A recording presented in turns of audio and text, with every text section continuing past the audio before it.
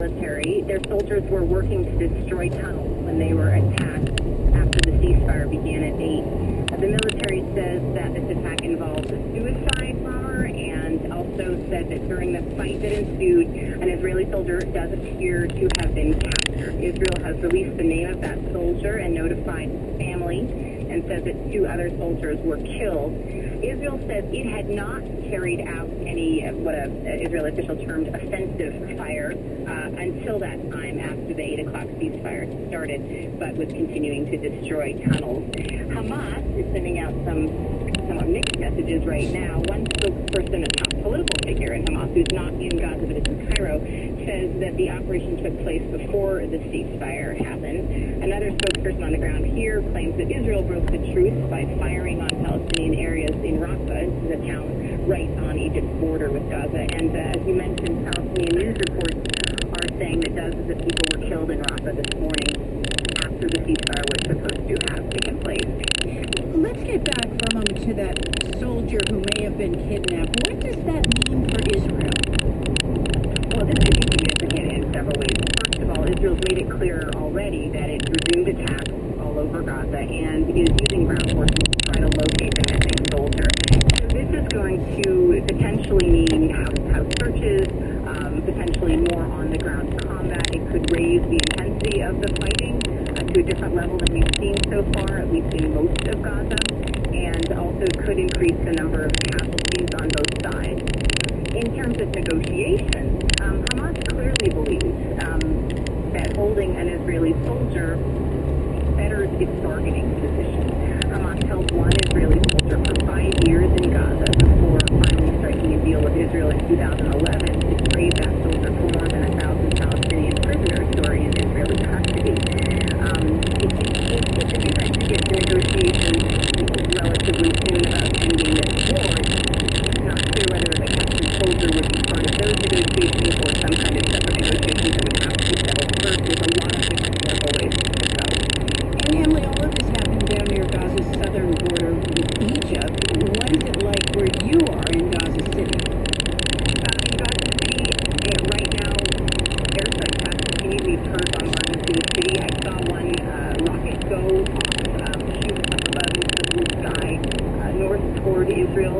So it's clear that the ceasefire is all over the place, not just in Rafah. I have spoken to people who were in Rafah this morning, and they spoke of heavy shelling both early in the morning, before the ceasefire was supposed to take place in 6 o'clock area, and then also afterwards. One person spoke who said it sounded calm for about a half an hour, but there was intense shelling around 9 o'clock. Well, just very, very briefly, that ceasefire lasted for 4 hours in that brief moment of peace. What was going on, Gaza? Yeah, I don't even think it lasted 4 hours, but in a couple hours that it did. The people were out in the streets in Gaza City. One man I met was trying to sell off special salted fish that he wanted to sell during Ramadan, the Muslim holy month that just happened, and he wasn't able to sell it then because it was the war. So he had 5 tons of salted fish he was trying to get rid of. I'm not sure he got rid of all of them this morning. Emily, thanks very much. Thank you, Renee. That's NPR's Emily Harris speaking to us from Gaza City.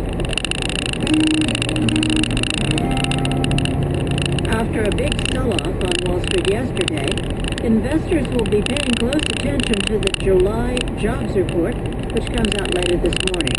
They will be trying to assess how it might influence the Federal Reserve's moves on interest rates. Here's NPR's John Epstein.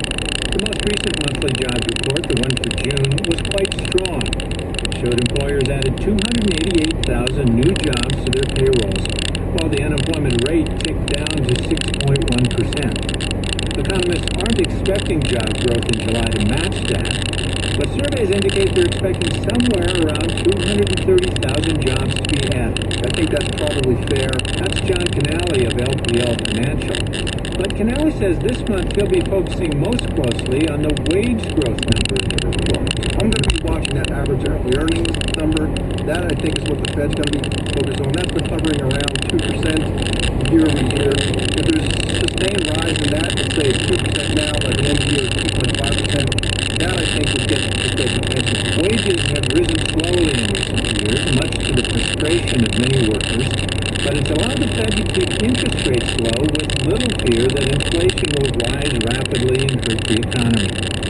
Lou Putnam, Managing Director and Chief Economist of the CME Group, says he believes the economy has shifted into a higher gear in terms of job creation. He says that's largely because the government sector has stopped cutting jobs. From 2010 till the middle of 2013, we lost 850,000 state, local, federal, and postal workers. That's never happened in an economic expansion. The losses in government jobs kept overall job creation numbers low, says Putnam, masking pretty good employment growth in the private sector during the recovery. In a couple of months after the government stabilized, we started seeing these larger numbers. So we've lost a huge drag that's not there anymore. Putnam thinks job growth for the rest of the year will be strong enough that it could convince the Fed to start raising interest rates early next year. That's sooner than most analysts currently expect. Concerns about that scenario contributed to a stock market sell-off yesterday. The Fed's extremely low rates had helped send stocks to record highs. John Itzke, NPR News, Washington. All summer long, we're focusing on out-of-work youth and how they're getting by. In some places, the unemployment rate for 16 to 24-year-olds is more than 12%. Sarah Johnson is 21 years old. She just graduated from Howard University in May, and she's had numerous job interviews that haven't gone anywhere. I'm waiting to hear back from a few places, hopefully from people who have a job for me, a place for me. And what I've been doing in the meantime is job sitting. It's about $100 a week. Sometimes it's like, why am I picking up two? I have a bachelor's degree. I'm also freelancing for places I've interned for but don't have full-time positions for me right now. I'm making it, but I'm not thriving in any way, which is frustrating because I worked really, really hard in college. I did everything that people say will get you a job. Sometimes I feel like there's something that I must be missing.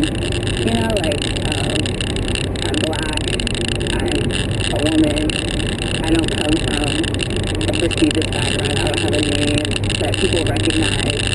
Also, I have dreadlocks, and my boyfriend's convinced that people are like, you know, they see you and, you know, like, you stand out and you don't fit into, like, corporate America. That's recent college grad Sarah Johnson from Washington, D.C. We'll hear more from youth on the hustle in the coming from NPR News.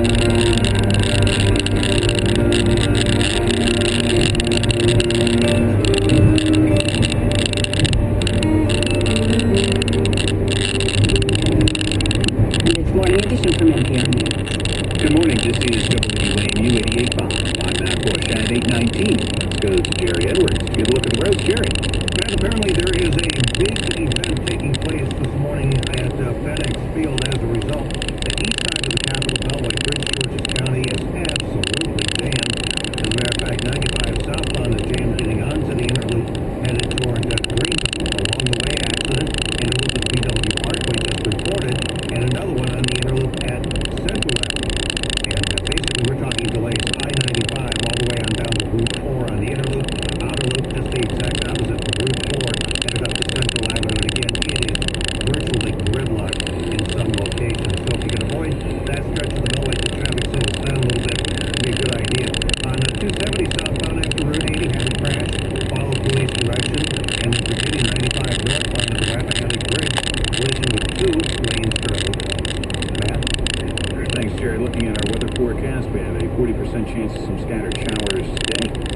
We'll get up to 81 degrees, then cloudy skies overnight with a low around 70. Chance of rain both days this weekend. High Saturday, 80, 83 will be the high on Sunday.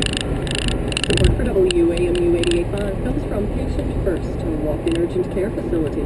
Open every day from 8 a.m. to 10 p.m. No appointment needed with on-site x-rays, lab testing, and prescription drugs. Now open in Chantilly. PatientFirst.com. I'm James Kamarasaki from the BBC's flagship news program, News Out. We're coming to WAMU weekday mornings from 9 to 10. We bring you international news, interviews, and comprehensive analysis from experts and reporters who are on the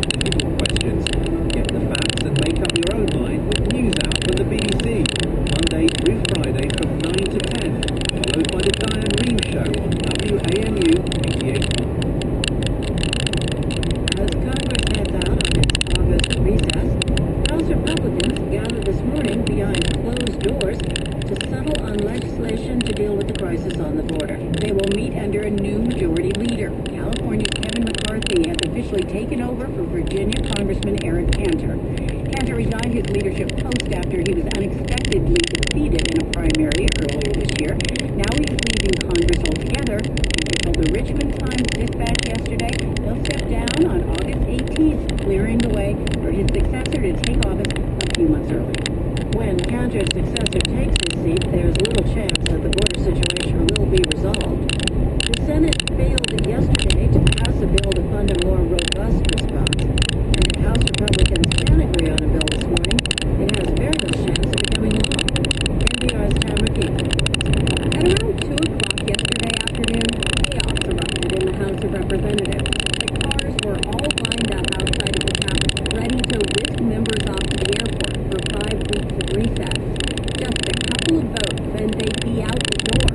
But then House leadership pulled their $659 million border funding bill from the floor. If the House had voted, it would have failed. House Republicans agreed they had to do something about the border situation before leaving for recess. They just couldn't agree on what it should be. Alabama Republican Spencer Backus. There's a lot of cohesion, and we weren't elected to go home. We were elected to stay here. We've got a crisis on the border. How long might that take? Be here tonight, we might be here tomorrow, we might be here at the end of the so-called break. Or maybe until Christmas, joked Ralph Hall, the 91-year-old congressman from Texas. Meanwhile, on the other side of the Capitol, a $2.7 billion border bill from Senate Democrats ran into trouble. Robert Mikulski is a Maryland Democrat and chair of the Senate Appropriations Committee. Could we, in the final minutes of this Congress, get ourselves together enough to meet the urgent supplemental request to do this? The answer was no. Senate Republicans wanted to pass an amendment preventing the president from taking executive action on immigration. Jeff Sessions is an Alabama Republican. Congress should not pass border legislation that does not foreclose the possibility of these unlawful executive orders. Democrats wouldn't accept that, and so the Senate bill came up short. And just to be clear, even if the House is able to pass a border measure of its own, it won't much matter. Senate Democrats in the White House had already said they wouldn't accept some of the provisions House Republicans have been insisting on all week. Blake Farenthold, the Republican congressman from Texas, has migrant children housed in his district. This is such an important problem. I mean, you've got children whose lives are in danger making this trip. You've got cramped, crowded conditions even on our side of the border. And although Congress came up short on addressing the situation along the border, it actually succeeded at dealing with 2 other big items on its to-do list. Late Thursday, the Senate overwhelmingly passed a bipartisan bill aimed at ending long wait times for veterans seeking medical care. That measure is headed to the president's desk, just days after the Senate confirmed a new secretary for the Department of Veterans Affairs. And strong bipartisan votes also passed a bill that will prevent the Highway Trust Fund from running out of cash. West Virginia Democrat Nick Rahall outlined the stakes in his speech on the House floor. Now we stand at the edge of an enormous cliff, with days, not weeks, to go before the trust fund goes belly up. So Congress did act, though the bill headed to the president's desk is a temporary fix rather than a permanent solution. It uses what many have described as a budget gimmick to push back that deadline until the spring. Tamara Keith, NPR News, the Capitol. Time now for StoryCorps. Olivia Fite recently interviewed her mother, Barbara Moore, in Baltimore, where she just retired as a bricklayer. During more than 40 years on the job, Moore laid the masonry for many Baltimore landmarks, including Camden Yards, where the Orioles play baseball.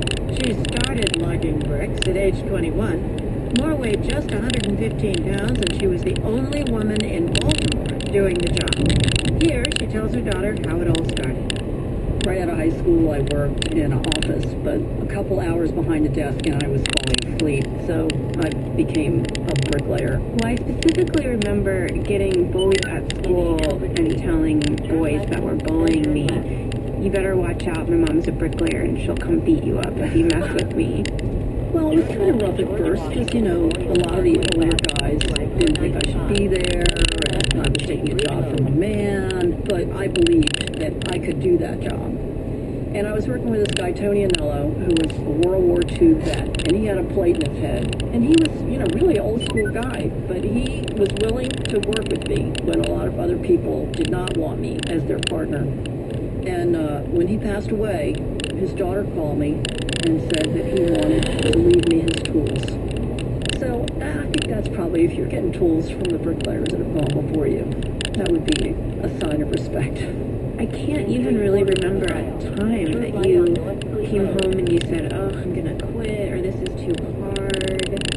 And I, at a very young age, learned how to massage your calloused hands. And then a little later on in life, sometimes I would paint your fingernails. Not that a manicure lasted very long.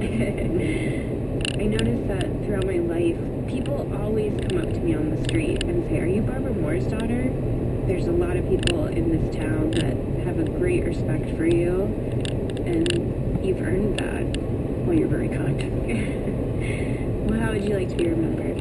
The only thing that's important to me, my dear, is that you remember me. But you've had your hands in so many things that will last for so much longer than either one of us. I don't care about that. Whatever I did, it was always something that I wanted to do for you. That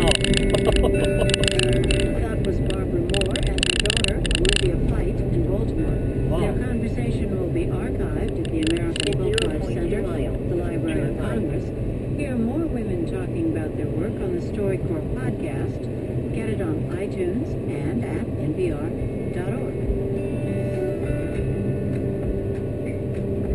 Major support for StoryCorps comes from the Corporation for Public Broadcasting and from Cancer Treatment Centers of America, where nutritional therapy is an integral part of every patient's treatment plan. More at cancercenter.com. Well, Renee, here is something our listeners will want to know, and that is that you are taking a temporary break from Morning Edition. That's right. This is the 10th year that Steve and I have been hosting Morning Edition, a full decade of coming to work at midnight, and to celebrate, I'm taking a sabbatical for the next couple of months. You could call it, a very long vacation, but I'll be back refreshed for the fall election. And this is NPR News. Support for NPR comes from NPR member stations and from America's Natural Gas. Learn how UPS is reducing emissions in communities with their growing fleet of natural gas vehicles. Thinkaboutit.org. From Zillow, with homes for sale, historical pricing data, and photos available on Zillow.com or on their mobile apps. Zillow, find your way home. And from Living Essentials, distributor of 5-Hour Energy Shot, with B vitamins, amino acids, 0 sugar, and 4 calories. 5hourenergy.com. This is NPR. Support for WAMU 88.5 comes from the Sanju K. Bansal Foundation, dedicated to helping people help themselves through improved access to information. Coming up this morning on the Diane Rehm Show, starting at 10 o'clock, the Friday News Roundup. The House votes to sue President Obama. Then a temporary ceasefire agreement between Israel and Hamas unravels. And the U.S. and EU impose tougher sanctions on Russia over Ukraine. That's the Diane Rehm Show, starting at 10 this morning. It's 8:30. Good morning, I'm Renee Montaigne. A Pennsylvania man has some last words for his friends. Please don't email me, I'm dead. Kevin McRory left behind his own obituary. He died last week at the age of 53, as his obit has it, after battling a long fight with mediocrity. He leaves behind no children. If he had, he would have been named Almighty Thor. And on his headstone, one of his favorite sayings in life, I'll be right back. You're right on North Creek Road. From NPR News in Washington, I'm Janine Herbst. A humanitarian ceasefire in the Gaza Strip is over. NPR's Soraya Sahardi Nelson reports from Jerusalem that Israel is accusing Hamas of breaking the truce, while there's been no immediate word from Hamas. At least 4 other humanitarian truces ended with renewed fighting. And the office of Prime Minister Benjamin Netanyahu says this one is no different. It accuses Hamas of firing rockets toward Israel and mortaring troops inside the Gaza Strip after the ceasefire began. And the Israeli army says it is searching for one of its soldiers who was apparently kidnapped by Hamas militants. Any Israeli firing since then has only been in self-defense, Netanyahu's office says, but the Palestinian media say that at were killed by the Israeli military near the southern town of Rafah. There has been mounting international pressure for a temporary halt to fighting as the humanitarian crisis in Gaza grows. Palestinian and Israeli delegations were to try and negotiate a long-term truce this weekend, but the fate of such talks is now unclear. Soraya Sarhadi Nelson, NPR News, Jerusalem. And the IDF now says the soldier who is possibly captured is 23-year-old Fadar Golden. The U.S. is warning Americans not to travel to 3 West African countries, Guinea, Liberia, and Sierra Leone, because of the Ebola outbreak. More than 700 people have died from Ebola in those countries. Dr. Tom Frieden is with the Centers for Disease Control and Prevention. He says the U.S. is sending help. We plan to send an additional 50 CDC disease control specialists into the 3 countries. 2 Americans are infected with the virus. One will be flown to Atlanta's Emory University Hospital for treatment. The hospital says it has a special isolation unit that was built in collaboration with the CDC, but it's not identified which Americans come there. The U.S. Department of Agriculture is announcing an overhaul of safety inspections at poultry processing plants. The USDA says the change will make poultry products safer, but some watchdog groups oppose it. NPR's Dan Charles has more. There are USDA inspectors in every poultry plant. Right now they check for bruised meat and other quality problems, also for poor sanitation that might lead to contamination with disease-causing bacteria. The USDA says the biggest problem really is bacterial contamination. So it's offering poultry companies a new option. They can choose to have USDA inspectors focus on the search for bacteria like Salmonella or Campylobacter, and the companies will take over the quality control inspection job. This option would mean fewer USDA inspectors in the plant, and critics of the new plan say that could increase the risks to consumers and workers. Earlier, draft proposals of this regulation also would have allowed plants to speed up their processing lines, but the USDA dropped that idea. Dan Charles, NPR News. And the Labor Department says the U.S. added 209,000 jobs in July, putting the unemployment rate at 6.2%. This is NPR. Support for NPR comes from the Corporation for Public Broadcasting and from the estate of Joan Fong, whose bequest serves as an enduring investment in the future of public radio. Good morning. You are listening to WAMU 88.5. I'm Matt Bush. Day 33 on this Friday morning. Let's go to Jerry Edwards to get a look at the roads. Jerry. Matt started off very quietly, had my fingers crossed. Well, that's all over and done with now. Had the accident 395 with the 14th Street Bridge cleared. Several miles away at the Rappahannock River Bridge, 95 northbound jammed because of an accident there, where a couple of travel lanes are closed. Big event today at FedEx Field. No advance notice given to us, and as a result, I-95 southbound, the inner loop of the Beltway, the outer loop of the Beltway on the Prince George's side is jammed. If you can, avoid that stretch, because even Route 50, Central Avenue, Landover Road have become gridlocked now. Again, big event at FedEx Field getting underway this morning. On 270, had the accident south of Route 80. Police tell us they're still on the scene with delays not too long after you leave Frederick. And the district is getting the initial reports of crash now. Reservoir Road and Whitehaven Parkway. Rescue crews headed over there. Matt? Thanks, Jerry. And delays on Metro's Red Line this morning. Delays in both directions because of 2 separate disabled trains. One at the Forest Glen station, the other is at the Bethesda station. So expect delays in both directions on the Red Line this morning. At 8:35, it is 74 degrees in Northwest D.C. The prosecution's key witness in the corruption trial of former Virginia Governor Bob McDonnell and his wife Maureen is expected back in court to be cross-examined by defense attorneys. As Tommy McNeil reports, the former Star Scientific CEO Johnny Williams listed the gifts and loans he provided to the former First family, pointed to the moment when he says he believed he was crossing ethical and legal lines. The McDonalds were not my personal friends. That's a quote by Williams, and he made similar statements in response to prosecutors. Williams detailed the trips in which Maureen McDonald accompanied him to promote the company's product, Anatoblock. A video was played in which Maureen praises the product's potential if it could be studied and endorsed by doctors. In the video, she says Williams and her husband are good friends. Williams says at that point he had only met her husband 6 times, but he did not correct her because he needed the First family to promote his business and help him gain access to influential people. He says that's why he provided Maureen with the shopping spree, paid for trips and getaways for the family, and provided loans. He says he drew the line at buying their daughter a car. Later, he considered allowing the governor to buy $50,000 of Star Scientific stock options at 10 cents on the dollar but decided against it because Williams did not want it to be disclosed. Williams also admitted to blatantly lying on a disclosure form to hide his business relationship with the McDonald's. At the federal courthouse in Richmond, I'm Tommy McNeil. In D.C., traditional public schools often compete with charter schools for students and resources, but in one school in Southeast, a partnership between the two has produced surprising results. Martin Ostermuth has that story. A few years ago, Stanton Elementary in Ward 8 was a failing public school. Yesterday, D.C. officials announced that 3 straight years of test score gains means that the school is moving up on a ranking scale used by the federal government to assess school quality. The improvements in Stanton have come from a partnership between public and charter schools, which are better known for competing than collaborating. 3 years ago, management of the neighborhood public school was handed to a charter operator from Philadelphia, one of the first partnerships of this kind in the district. Rena Johnson, who is Stanton's principal, says the partnership allows the school to draw from the best of what both school systems offer. I would say that at the Flooded basement will cost down the road, and Mid-Atlantic even offers interest-free financing. Call now for a free inspection and get $500 off any new job. Call 1-800-MID-ATLANTIC for details. Some restrictions apply.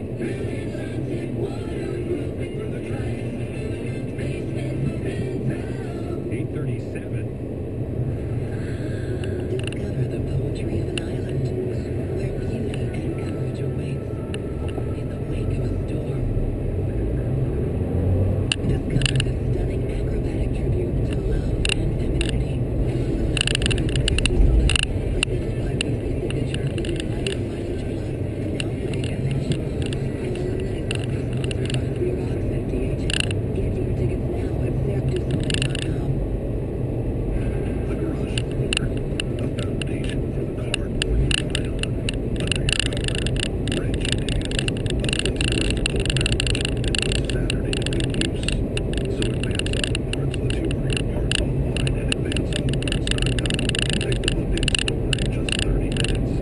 So you can get back to the garage doing what you love. Advance Auto Parts. Let's get you back to the garage. Visit advanceautoparts.com. It's 8:38. On the 8s and wind and praise. Well, good news. Southbound along the Washington Parkway past the earlier crash is clear. 270 southbound, the earlier collision with 480. That is clear to the right shoulder as well. Beltway, Prince George's County remains a mess. You're well by a very heavy and slow. There's Joe with this convention on FedEx Field. We've got delays on 95 beginning near the ICC.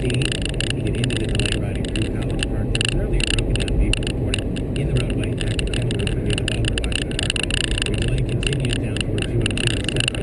Outlook development slow near South State and Andrews. Heading north from the Outlook near 450. We've got a report on a crash. Climbing Virginia, I-95 northbound, coming up through Stafford, Fredericksburg toward Stafford. Near on the Rappahannock River Bridge, earlier accident activity has now cleared. 395 also slow. We've got delays beginning at Shirlington across the 14th Street Bridge. Actually, now the delay stretches back out of Landmark. The earlier crash on the 14th Street Bridge is clear. 66 pretty much been wide open all morning. No problems to report on the top side of the Beltway.